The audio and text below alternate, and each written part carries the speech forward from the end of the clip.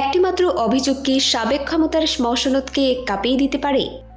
গুম এবং অমানসিক নির্যাতনের শিকার একজন সাবেক ছাত্রদল নেতা কি পারবেন সাবেক প্রধানমন্ত্রী শেখ হাসিনা এবং র্যাব পুলিশের শীর্ষ কর্মকর্তাদের বিরুদ্ধে আন্তর্জাতিক অপরাধ ট্রাইব্যুনালে আনা অভিযোগ প্রমাণ করতে?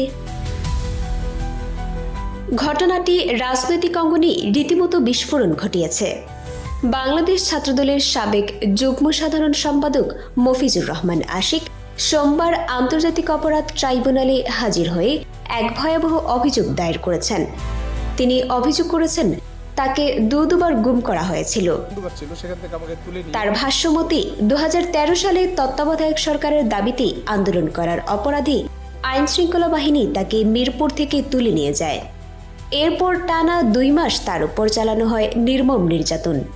কিন্তু এখানেই শেষ নয়। 2022 সালে তিনি আবারও গুমের শিকার হন।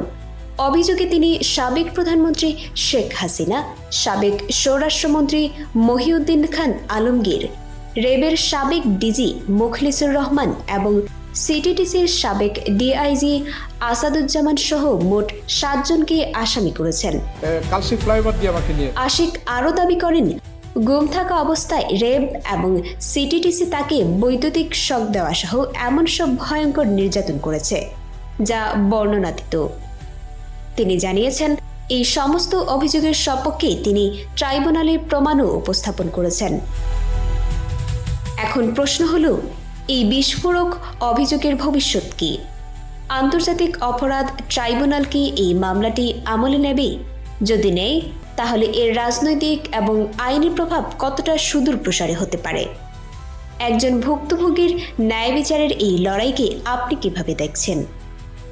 আপনার সুচিন্তিত মতামত এখনই কমেন্টে জানান। এই ধরনের গুরুত্বপূর্ণ আপডেট পেতে আমাদের সঙ্গে থাকুন। বিজেএন টিভি 24 সংবাদ, যেখানে বিশ্বস্ততা সেখানে।